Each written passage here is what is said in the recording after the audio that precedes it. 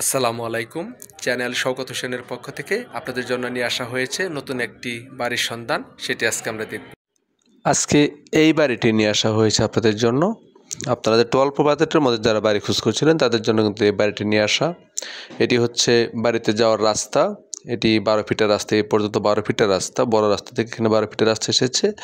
12 ফিটের এই রাস্তাটি কিন্তু সরাসরি ভিতরের দিকে 8 ফিট হয়ে ভিতরে চলে গেছে এবং ভিতরে কিন্তু অনেকগুলো কলোনি বাড়ি এখানে, যেগুলো আর কি গার্মেন্টস শিল্প কারখানা শ্রমিকদের জন্য ভাড়া দেওয়া হয়েছে। এবং এটি হচ্ছে মোটামুটি সেই কলোনির এলাকাটি পুরোটি, এগুলো সবগুলি কলোনি এখানে। এবং এই কলোনিগুলোর ভিতরেই আজকে আমাদের বাড়িটি, সেটিও একটি কলোনি বাড়ি। সেই বাড়িটি আজকে আমরা দেখব। এই যে লাল রং করা যে ওয়ালটি দেখতে পাচ্ছেন সীমানা, এখান থেকেই এই বাড়িটির সীমানা শুরু হয়েছে। এটি এখানে এই বাড়িটি যে লাল সীমানার অংশ থেকে শুরু করে সামনে গেট পর্যন্ত যে বাড়িটি দেখতে পাচ্ছেন এই পর্যন্ত বাড়িটি। এই পাশে হচ্ছে বাড়িটির পিছনের সীমানার যে অংশটুকু, সেটি মাঝখানে দুই পাশে কিন্তু সীমানার জায়গা রেখেই কিন্তু গড় করা হয়েছে। এই পাশে একটি কলোনি বাড়ি, এ পাশে আরেকটি কলোনি বাড়ি এবং এই কলোনি থেকেই ভিতরের দিকে আরও অনেকগুলো কলোনি চলে গেছে। সামনে হচ্ছে বাড়িটির গেট। আমরা বাড়িটির ভিতরে ঢুকবো। এটা দেখতে পাচ্ছেন, এই বাড়ির সামনে কিন্তু এটি 8 ফিটের রাস্তা অবশ্য।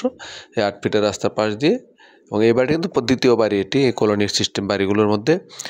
এটি হচ্ছে বাড়ির ভিতরের অংশ। আমরা গেট দিয়ে আমরা ভিতরের দিকে ঢুকছি। আমি আপনাদেরকে বাড়ির বিস্তারিত বিবরণ বলে দিচ্ছি। এটি হচ্ছে ঢাকা জেলা, প্রস্তাবিত সাভার সিটি কর্পোরেশন, আশুলিয়া থানা, দিয়াখালী মৌজা, ইউসুফ মার্কেট বা পূর্ব জামগড়া দুইটি বলতে পারেন আপনারা, কিন্তু নর্মালি এটার নাম হচ্ছে হলো ধনাইত এলাকা বলে এই এলাকাটিকে ধনাইত ইউসুফ মার্কেট এরিয়া নামে পরিচিত এলাকাটি। এখানে জমির পরিমাণ হচ্ছে 4 শতাংশ। জমির পরিমাণ 4 শতাংশ। 4 শতাংশ জমির উপরে এখানে মোট 60টি 1 ইউনিট সিস্টেমের রুম করা হয়েছে। মানে প্রতিটি রুমের সাথে কিন্তু অ্যাটাচড টয়লেট গোসলখানা সেপারেট করা 60টি রুম। বর্তমানে এখানে 60টি রুম থেকে মালিকের 21,000 টাকা করে ভাড়া আসে এবং প্রতিটি রুম 3,000 টাকা করে ভাড়া চলমান রয়েছে। এখানে গ্যাসের যে ব্যাপারটি, সেটি কিন্তু এখানে গ্যাস নেই, সবাই সিলিন্ডারে ব্যবহার করে, সিলিন্ডারে রান্না বাড়া করে।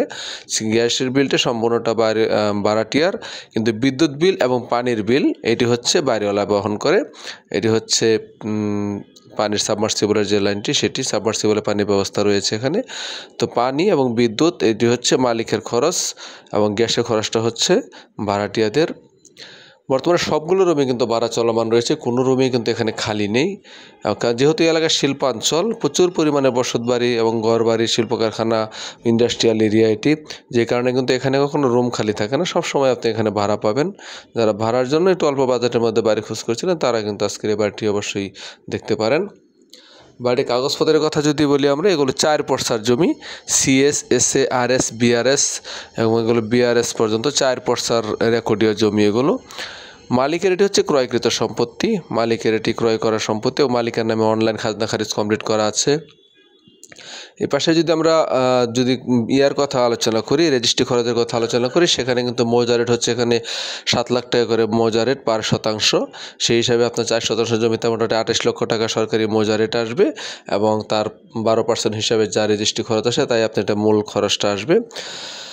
তো এটা হচ্ছে মৌজা রেটের হিসাবটা। রাস্তা হচ্ছে এটার বাড়ির সামনে হচ্ছে 8 ফিট, পাশে বের হয়ে কিন্তু 12 ফিটের রাস্তা, যেটি একবার সরাসরি ইউসুফ মার্কেটের দিকে চলে গেছে রাস্তাটি, সেটি। তো আজকের এই 4 শতাংশ জমির 60টি রুম, 21,000 টাকা ভাড়া চলমান। বাড়িটির দাম চাওয়া হয়েছে মালিকের পক্ষ থেকে মাত্র 40 লক্ষ টাকা। আজকের এই বাড়িটির দাম চাওয়া হয়েছে মালিকের পক্ষ থেকে 40 লক্ষ টাকা। যদিও এই দামটি একেবারে ফিক্সড প্রাইস না, দাম নিয়ে আপনারা সামান্য পরিমাণে কথা বলতে পারবেন, দাম নিয়ে সামান্য পরিমাণে আলোচনা করার সুযোগ আছে। তো আপনারা যারা এই বাজেটের মধ্যে বাড়ি খোঁজ করছিলেন তারা কিন্তু আজকের সুন্দর বাড়ি দেখতে পারেন। আপনারা সবাই ভালো থাকবেন, ধন্যবাদ। আরও নতুন নতুন জমি, বাড়ি বা ফ্ল্যাটের সন্ধান পেতে আমার চ্যানেলটি সাবস্ক্রাইব করার জন্য আপনাদের কাছে বিনীতভাবে আবেদন জানাচ্ছি। আসসালামু আলাইকুম।